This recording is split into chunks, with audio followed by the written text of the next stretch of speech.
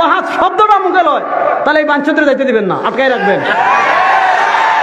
আমি মনে করেন সম্মানবীরা বোকা চোদা কুলাঙ্গারের বাচ্চা বেজন্মা কোথাকার তোর সুতোতে ফিটানোর কাম বদমাইশ কোথাকার ফুটকি চামড়া কোনো জায়গাত রাখতো না 3 মাইল পার করে নিয়ে বলাইবো আপনাদের মোহাম্মত হইলে ফাঁসার তলে নিয়ে ফাঁসার তলে দুই রাখেন নিয়ে ওরে সিটার ওরে বাপ্পা কুতার বাচ্চারা এই মুনাফিকের বাচ্চারা আমি এই বিয়াদবকে ফতোয়া দিলাম এটা দারুস সন্তান জালেমের বাচ্চা জাহান্নামের টুকুরে জাহান্নামের কুকুর শালাকুর শালারা তো করে কোবায় মারতাম একটা কুখ্যাত শয়তান তার নাম মতিউর রহমান মাদানি তুমি হাফিজুর তুমি কুত্তার যা তুমি বিয়াদব তুমি নাস্তিক তোমার মুখে আমি জুতা মারি তুই একটা চূড়ান্ত লুচ্চা আমির হামজা মূর্খ মুফতি নামদারি 1 নাম্বার মিথ্যাবাদী শয়তান আপনার কাছে গেলে বলবে তুই আমার চাইতে বড় শয়তান। সবচেয়ে বড় ফিতনাবাজ দাজ্জাল হচ্ছে হাফিজুর রহমান এই মুনাফিক এই হুদিন তালাক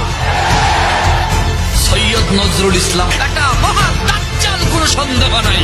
আমার বিরুদ্ধে যারা বলে তারা রাজাকার এবং তারা জারদ সন্তান। মির্জাফর গাদ্দার পত্তার নাস্তিক কুলাঙ্গার মোহাম্মদ শফি বক্তা নামে কুলাঙ্গার